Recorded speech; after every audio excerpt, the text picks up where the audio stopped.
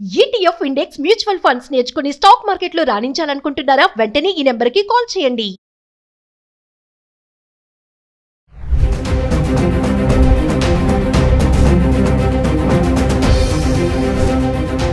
నమస్తే, welcome back to Suman TV. Present మనతో పాటు ఉన్నారు అనలిస్ట్ మందరి కృష్ణారెడ్డి గారు. నమస్తే సార్. నమస్తే అమ్మ. సార్, ఇప్పుడు తల్లిదండ్రుల్ని పట్టించుకొని, ఆ బాధ్యతల్ని పట్టించుకొని పిల్లలు ఎవరైతే ఉంటారో, కూతురు కానీ కొడుకు కానీ, వాళ్ళ యొక్క ఆస్తిని అనుభవించే హక్కు లేదని చెప్పేసి సుప్రీం కోర్టు స్పష్టం చేయడం జరిగింది. ఒక్కసారి వివరాల్లోకి వెళ్తే అసలు చట్టాలు అనేవి ఎలా ఉన్నాయంటారు ఒకసారి?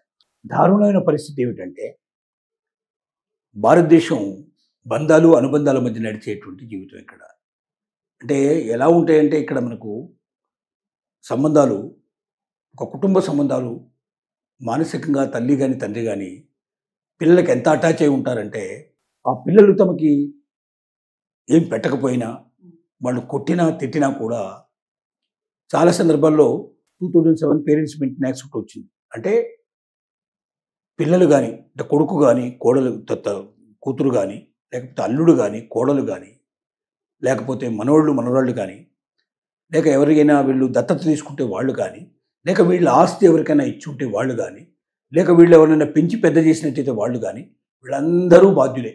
అంటే ఫస్ట్ ప్రిఫరెన్స్ ఏంటంటే కొడుకు, తర్వాత ప్రిఫరెన్స్ కూతురు, తర్వాత అల్లుడు, తర్వాత కోడలు, ఈ రకంగా అందరూ వస్తారు దాంట్లోకి. దీంట్లో ఎవరైనా సరే తల్లిదండ్రుల్ని సరిగ్గా చూడకపోయినా, వాళ్ళకి భోజనం కానీ సదుపాయాలు కానీ కనీస అవసరాలు తీరకపోయినా, ముఖ్యంగా వాళ్ళకి హాస్పిటల్ వ్యవహారాలు సంగతులు ఆరోగ్యం గురించి పట్టించుకోకపోయినా, వాళ్ళ ఆస్తులు తీసుకున్నట్టయితే ఆ ఆస్తులు తిరిగి తల్లిదండ్రులకు ఇవ్వాలనేది ఆ చట్టం చెప్తున్న విషయం. అంటే ఇప్పుడు ఒకవేళ కొడుకు పంచిచ్చాడు, లేదా కూతురికి ఇచ్చాడు, తల్లి కానీ తండ్రి కానీ ఆస్తి ఇచ్చేశారు, ఆస్తిని వాళ్ళు అనుభవిస్తున్నారు, వీళ్ళని మాత్రం పట్టించుకోవడం లేదు.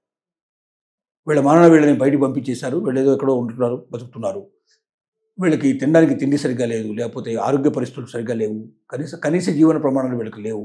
ఆ పరిస్థితుల్లో వీళ్ళు బతుకుతున్నప్పుడు వీళ్ళు తల్లి తండ్రి పేరెంట్స్ మెయింటెనెన్స్ యాక్ట్ ప్రకారంగా అక్కడ ఉన్నటువంటి ట్రిబ్యునల్స్ అంటారు, అంటే ఎంఆర్ఓ కానీ, ఊళ్ళల్లో అయితే నెక్స్ట్ ఆర్డీఓ కానీ, ఆ తర్వాత కలెక్టర్ కానీ, ఇలాగా పరిస్థితిని బట్టి ఇప్పుడు పల్లెటూరు అయితే ఎంఆర్ఓని ఆశ్రయిస్తారు. అక్కడ ఒకవేళ వాళ్ళకి న్యాయం జరగకపోతే ఆర్డీఓ దగ్గరికి వెళ్తారు, అక్కడ న్యాయం జరగకపోతే కలెక్టర్ దగ్గరికి వస్తారు. ఒకవేళ వీళ్ళు జిల్లాలోనే ఉన్నట్టయితే, అక్కడే ఒకవేళ ఉన్నట్టయితే ముందు అక్కడ ఆర్డీఓని కాంటాక్ట్ చేస్తారు, ఆర్డీఓ నుంచి కలెక్టర్ దగ్గరికి వస్తుంది. ఇలాగా వాళ్ళే తీర్పులు ఇచ్చేస్తారు. వాళ్ళ తీర్పు ప్రకారంగా శిక్షలు విధించవచ్చు, పెనాల్టీలు విధించవచ్చు, డబ్బులు ఏమైనా ఇంత చెల్లించమని చెప్పచ్చు, లేకపోతే ఆస్తులు కూడా వాళ్ళకి ఇచ్చేయమని చెప్పి తిరిగి ఆస్తుల్ని రిజిస్ట్రేషన్ క్యాన్సిల్ చేసి మళ్ళీ వాళ్ళ ఆస్తులు వాళ్ళకి ఇచ్చేట్టుకోవడానికి అవకాశాలు ఉన్నాయి. అంటే సార్, ఇప్పుడు ఆస్తి రాశాక వీళ్ళు పట్టించుకోకపోతే మళ్ళీ బ్యాక్ తీసుకోవడానికి కూడా ఛాన్స్ రాశాక కానీ రిజిస్ట్రేషన్ చేశాక కూడా, ఓకే, పక్కా రిజిస్ట్రేషన్ అయిపోయి దీన్ని అనుభవిస్తున్నటువంటి వాళ్ళు కూడా, కొడుకులు తల్లు కోడళ్ళు, లేకపోతే తండ్రి, లేకపోతే కొడుకులు కోడళ్ళు కూతురు అల్లుడు, ఇలా ఎవరైనా సరే అనుభవిస్తున్నా కూడా, మనవాళ్ళు కానీ లేకపోతే దత్తత తీసుకున్న వాళ్ళు కానీ, ఎవరైనా సరే ఈ ఆస్తి పొందిన వాళ్ళు కానీ, వీళ్ళ వల్ల ఉపకారం పొందిన వాళ్ళు కానీ, వీళ్ళు దగ్గర చేర్చిన వాళ్ళు కానీ, అలాంటి వాళ్ళు అంటే ఒకప్పుడు వీళ్ళ దగ్గర నుంచి సహాయం పొంది, సహాయ సహకారాలు పొంది, ఇప్పుడు తిరిగి వాళ్ళకి చేయాల్సిన బాధ్యత వాళ్ళ మీద ఉంది. వృద్ధాప్యంలో 60 ఏళ్ళు దాటినటువంటి వాళ్ళకి వర్తిస్తుంది. అలా ఎవరికైనా ఉంటే వాళ్ళకి సరైనటువంటి సహకారం రాకపోతే వాళ్ళు అక్కడ ట్రిబ్యునల్ని ఆశ్రయించవచ్చు. అలాగే వాళ్ళు పోలీస్ స్టేషన్ కూడా వెళ్ళి పోలీసులు కూడా ఫిర్యాదు చేయడానికి అవకాశం ఉంది. దీని మీద కేసును పరిష్కరించే అవకాశాలు ఉన్నాయి. అయితే ఇవాళ ఉన్న పరిస్థితి ఏమిటంటే, 100కి 70 మంది తల్లిదండ్రుల్ని రోడ్డు మీద పడేశారు. రిటర్న్గా చెప్పాలంటే వాళ్ళని చూడడం కానీ, వాళ్ళ బాగోగులు చూడటం కానీ, వాళ్ళ ఆరోగ్య పరిస్థితులు చూడటం కానీ, వాళ్ళకు భోజన సదుపాయాలు ఏర్పాటు చేయడం కానీ ఏమీ లేవు. కొంతమంది ఏంటంటే 5 3 4 ఉంటే నా దగ్గర 2 నెలలు, ఈ దగ్గర 2 నెలలు, వాడి దగ్గర 4 నెలలు ఇలా పంచుకుంటారు. అంటే ఏంటిది పంచుకోవడం అంటే ఏంటి? 2 నెలలు కాగానే నా దగ్గర నువ్వు పనికిరావు, అక్కడ పంపించమే కదా అంటే, నేను 2 నెలలే భరిస్తాను, అంతకన్నా నేను భరించలేని చెప్పడం. ఒకవేళ ఇదే రకంగా వీళ్ళని పెంచేటప్పుడు కూడా తల్లిదండ్రులు అనుకుంటే వీళ్ళ బతుకులు ఏమైపోయి ఉండేవి, వీళ్ళు ఎక్కడ ఉండేవాళ్ళు, వీళ్ళు ఎన్ని అల్లరి చేసినా, ఎంత అల్లరి చేసినా. సో తల్లిదండ్రులని ఎవరైనా సక్రమంగా చూడకపోయినట్టయితే వాళ్ళు ఏదైతే ఆస్తి ఇస్తారో, ముందుగా రిజిస్ట్రేషన్ చేస్తున్నారో, ఆస్తులు మొత్తం క్యాన్సిల్ చేసి పేరెంట్స్కి ఇవ్వమని ఆర్డర్ ఉంది, అంటే ఇది చట్టం ఉంది. ఈ చట్టాన్ని అమలుపరచడం లోపల కొన్ని లోపాలు లొసుగులు కూడా జరుగుతున్నాయి. దాంతోపాటుగా తల్లిదండ్రులకు కూడా మూర్ఖత్వం కూడా ఉంది. ఏంటంటే పిల్లాడి మీద ఏదైనా కేసు ఇస్తే వాడు ఏమైనా శిక్ష వేస్తారేమో, వాడిని ఏమైనా మందలిస్తారేమో, వాడిని ఏమైనా పోలీస్ స్టేషన్ తీసుకెళ్తారేమో. వీళ్ళని కొట్టిన సంఘటనలు ఓకళ్ళు ఉన్నాయి. వీళ్ళని కొట్టడం, అసలు చేతులు గీతులు దెబ్బలు తగిలిపోయి కట్లు కట్టుకోవడం, తలకాయ పగిలిపోవడం, ఇట్లాంటి సంఘటనలు కూడా చాలా జరిగాయి. వాళ్ళు వచ్చి ఇమీడియట్గా వచ్చి పోలీస్ స్టేషన్లో కేసు పెడతారు. తర్వాత సాక్ష్యం చెప్పేటప్పుడు చెప్పడానికి నిరాకరిస్తారు. కారణం ఏంటంటే వాళ్ళ కళ్ళల్లో ఒకసారి ఆ కొడుకు కనపడతాడు, ఆ ప్రేమ కనపడుతుంది. అంటే తల్లిదండ్రులకి ఎంత ప్రేమ ఉందో అందులో కనీసం 5% కూడా ఇవాళ పెరిగినటువంటి పిల్లలకు కనబడటం లేదనే విషయం సాక్ష్యాధార విషయం.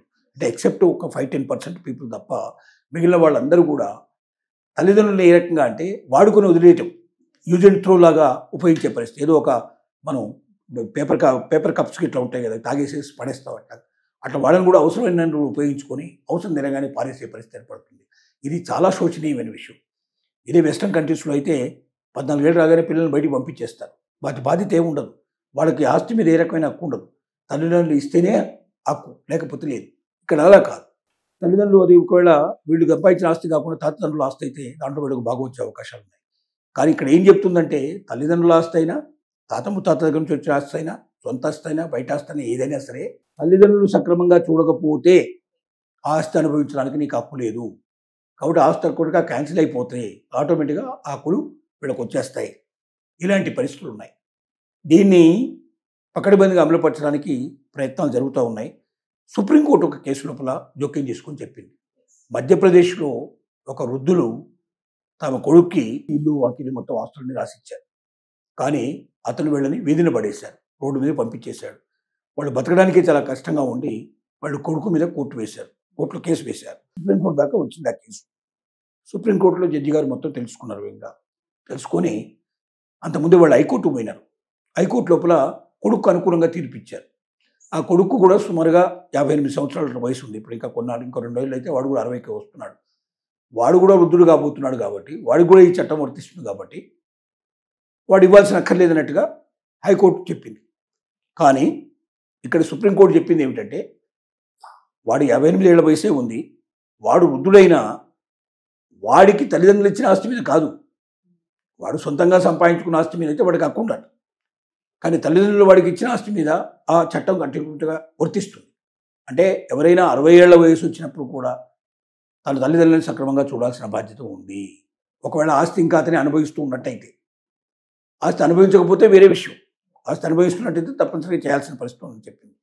కాబట్టి పిల్లలు జాగ్రత్త పడాల్సిన అవసరం ఉంది. మా ఇష్టం, మేము ఏదైనా చేస్తాం. తల్లిదండ్రులు ఒకసారి వాళ్ళ ఆస్తులు ఇచ్చేసిన తర్వాత ఇంకా వాళ్ళ దగ్గర ఏముంది? తల్లిదండ్రులు కూడా చాలా వరకు ఏంటంటే మూర్ఖంగా ఎంత తొందరగా పిల్లలకు ఆస్తులు ఇద్దామని ఆశపడతా ఉంటారు, ఆవేశపడతా ఉంటారు. ఇప్పుడు ఇవ్వకండి, ఆస్తులు మీ దగ్గరే ఉంచుకోండి. మీ జీవితం తదనంతరం ఆటోమేటిక్గా వాళ్ళకి వస్తాయి. లీగల్ ఎయిడ్స్ వాళ్ళే కదా, వారసులు వాళ్ళే ఉంటారు కాబట్టి వాళ్ళు ఎలాగో పంచుకోవడం జరుగుతుంది. ఇద్దరు ఉంటే ఇద్దరు సమానంగా పంచుకుంటారు, ముగ్గురు ఉంటే సమానంగా పంచుకుంటారు, అలా ఉంటే సమానంగా పంచుకుంటారు. మీరు ఇవ్వాల్సిన అక్కర్లేదు. మీ దగ్గర ఎప్పటిదాకైతే ఆస్తి ఉంటుందో, బ్యాంక్ బ్యాలెన్స్ ఉంటుందో అప్పటిదాకా వాళ్ళు మీ చుట్టూ తిరుగుతుంటారు, మీకు సలాం చేస్తూ ఉంటారు, మీరు ఏం చెప్పినా వింటుంటారు, ప్రేమలు ఉన్నా లేకపోయినా నటిస్తూ ఉంటారు. కనీసం మీరు సంతృప్తి పడే అవకాశం ఉంది. ఒక్కసారి మీ దగ్గర ఉన్నట్లు బ్యాంక్ ఏమైతే రిటైర్మెంట్ అయిన తర్వాత రిటైర్మెంట్ వచ్చే డబ్బులన్నీ కూడా అందరికీ పనిచేస్తారు. మూర్ఖత్వం అంటారు. ఏదో పిల్లల మీద ప్రేమ ఉండేది, పిల్లలు ఏదో గొప్పగా చూసుకుంటారండి.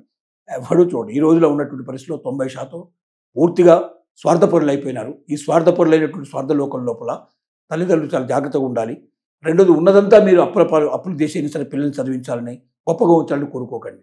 మీకంటూ మీరు కొంత పెట్టుకొని మీ వృద్ధాప్యంలో మీకు ఏ ఇబ్బంది జరగకుండా చూసుకొని మిగతాది మాత్రం మీరు ఖర్చు పెట్టండి. లేదా ఆస్తులు కూడా మీరు ఇవ్వకండి. ఎక్కడ లేదు, ఏ చట్టం చెప్పట్లేదు. 20 ఏళ్ళు కాగానే 30 ఏళ్ళు కాగానే ఆస్తులు ఇవన్నీ ఏం లేదు. మీరు బతుకున్నంత కాలం లోపల మీరు చనిపోయిన తర్వాత ఆస్తులు వాళ్ళకి వస్తాయి. అదే చెప్తుంది తప్ప చట్టం కుర్రాడికి వయసు రాగానే 30 ఏళ్ళు రాగానే పంచేయండి, 50 ఏళ్ళు రాగానే పంచాలని చెప్పట్లే. వాడికి కూడా దాంట్లో అనుభవించే అవకాశం ఉందని చెప్పింది. ఆ భూమిని సపోజ్ చేస్తూ ఉంటారు, వ్యవసాయం చేస్తుంటారు, వచ్చిన ఫలితాన్ని ఎవరెవరికి ఎంతెంత రావాలో దాని ప్రకారం పనిచేస్తారు. కానీ భూమిని రిజిస్ట్రేషన్ చేయమని చెప్పలేదు. కాబట్టి ఆ హక్కును మీరు ఉపయోగించుకొని మీకున్నటువంటి ఆస్తి ఏదైతే ఇల్లు కానీ, పొలం కానీ, ఇంకేదైనా స్థలాలు కానీ ఉన్నట్టయితే అది పిల్లల పేరు మీద రిజిస్ట్రేషన్ చేసే ప్రయత్నం చేయకండి. జీవితం అంతా మీరే ఉంచుకోండి. మీ తదనంతరం ఎట్లాగో వాళ్ళకు వస్తుంది. లేదా అందులో ఎవరైనా మూర్ఖంగా ప్రవర్తించి మీకు ఇబ్బంది కలిగిస్తే విల్లు రాయండి. ఎవరికి మీరు ఎంత ఇవ్వదలుచుకున్నారో అంత రాయండి విల్లు, దాని ప్రకారం వెళ్తుంది. ఆ రకంగా మీరు జాగ్రత్త పడండి.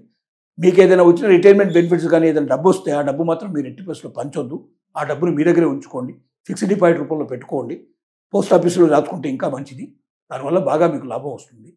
వడ్డీ రూపంలో ఎక్కువ వస్తుంది. అది మీ దగ్గర ఉన్నంత కాలం మీ చుట్టే తిరుగుతుంటారు. బెల్లం చుట్టూ ఈగలు తిరుగుతుంటారు. లేకపోతే మిమ్మల్ని బజార్లోకి గెంటేస్తారు. ఇది జ్ఞాపకం పెట్టుకోండి. Thank you.